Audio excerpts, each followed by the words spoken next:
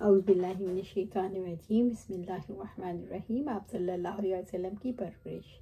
آپ صلی اللہ علیہ وسلم اپنی رضا ماں حلیمہ سعدیہ سے واپس آ گئے تاکہ ان کی حقیقی ماں آمنہ آپ صلی اللہ علیہ وسلم کی کفالت کر سکیں اور آپ صلی اللہ علیہ وسلم کے دادا عبد المطلب آپ کی دیکھ بھال کر سکیں۔ گویا آپ صلی اللہ علیہ وسلم کی والدہ مائدہ آمنہ آپ صلی اللہ علیہ وسلم کی پہلی کفیل ہیں۔ اللہ تعالیٰ کی مشیت یہ تھی کہ وہ آپ صلی اللہ علیہ وسلم کو لے کر یثرب آئیں تاکہ بنو عدی بن نجار میں آپ صلی اللہ علیہ وسلم اپنے خالہ زادوں سے مل سکیں۔ وہ آپ صلی اللہ علیہ وسلم کی والد گرامی کے خالہ زاد تھے، لہٰذا باپ کی خالہ بیٹے کی خالہ ہی ہوتی ہے۔ عبداللہ کے والد عبد المطلب کی ماں سلمہ بنت عمر قبیلہ نجار ہی سے تعلق رکھتی تھی۔ مکہ سے واپس آتے وقت آمنہ جب ابوا کے مقام پر پہنچی تو بیمار ہو گئیں اور وہیں انتقال کر گئیں۔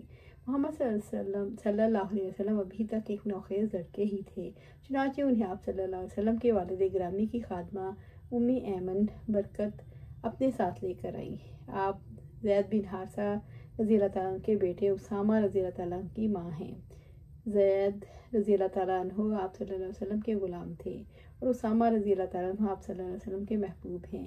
چنانچہ ام ایمن آپ صلی اللہ علیہ وسلم کو لے کر مکہ آ گئیں اور دادا عبد المطلب کے حوالے کر دیا، جنہوں نے آپ صلی اللہ علیہ وسلم کی کفالت کی۔ گویا عبد المطلب آپ صلی اللہ علیہ وسلم کے دوسرے کفیل ہیں۔ نوجوان لڑکی محمد صلی اللہ علیہ وسلم نے اپنے دادا کی کفالت سے جو اجلال و تکریم پایا اس کا اندازہ نہیں کیا جا سکتا اور نہ ہی اس کو ماپا جا سکتا ہے۔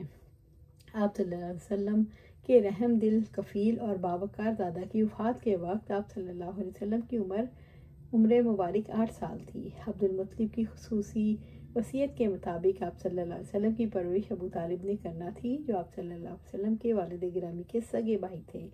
ابو طالب گویا رسول اللہ صلی اللہ علیہ وسلم کے تیسرے کفیل تھے۔ سن بلوغت تک وہ آپ صلی اللہ علیہ وسلم کی کفالت کرتے رہے اور آپ صلی اللہ علیہ وسلم کو کبھی نہ چھوڑا اور نہ ہی کسی قریب یا بعید کے حوالے کیا، حتیٰ کہ اللہ تعالیٰ نے نبوت عظیمہ کے 11ویں سال انہیں بھی اپنے پاس بلا لیا۔ صد افسوس ابو طالب دین اسلام پر فوت نہ ہوئے، کیونکہ اللہ تعالیٰ کا فیصلہ یہی تھا۔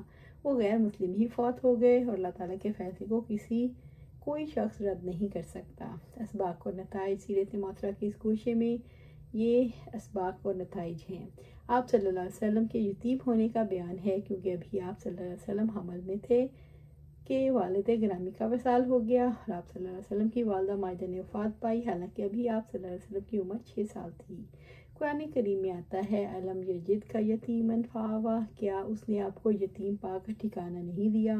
ان حضرات کا شرف کا بیان ہے جنہوں نے ایام طفولیت میں آپ صلی اللہ علیہ وسلم کی کفالت کا فرض سر انجام دیا۔ ام ایمن کا شرف بیان ہے جنہوں نے آپ صلی اللہ علیہ وسلم کی والدہ کی وفات کے بعد آپ صلی اللہ علیہ وسلم کی حضانت کا کام کیا۔ قضاء و قدر کے عقیدے کا بیان ہے، خوش بخت وہی ہے جو اپنی ماں کے پیٹ میں خوش بخت ہے اور بدبخت وہی ہے جو اپنی ماں کے پیٹ میں بدبخت ہے، کیونکہ جو ہونے والا تھا اس کی کلمیں اٹھا دی گئیں اور صحیفے خشک ہو چکے۔ اس حقیقت کا بیان ہے نیکی کا کام کرنے والا اپنی نیکی کا بدلہ پاتا ہے، کیونکہ ابو طالب کے بارے میں آپ صلی اللہ علیہ وسلم نے فرمایا کفر پر موت کی وجہ سے وہ جہنم میں ہے، اور یہ بھی آپ صلی اللہ علیہ وسلم نے فرمایا اس سے عذاب ہلکا کر دیا گیا، کیونکہ اس نے مکہ مکرمہ میں اپنی تمام زندگی آپ صلی اللہ علیہ وسلم کی آنت اور حمایت میں گزاری۔ اللہ سبحانہ وتعالیٰ سے دعا ہے ہمیں قرآن و سنت پر عمل کرنے کی توفیق دے، اس پر جما دے اور جنت الفردوس کے اعلیٰ مقام پر اپنے پاس گھر عطا فرمائے۔ آمین یا رب العالمین۔